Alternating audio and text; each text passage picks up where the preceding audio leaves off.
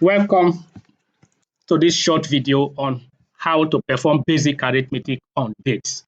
Now, dates in Microsoft Excel is seen usually like numbers, so you can perform basic arithmetic on dates the same manner you can perform it on numbers. So let's look at this hypothetical data we have here. We have customer's name down here and the date that loan was extended to them. Now, the loan tenure is stated here, some 60 days, some 70, and we need to know the expiry date.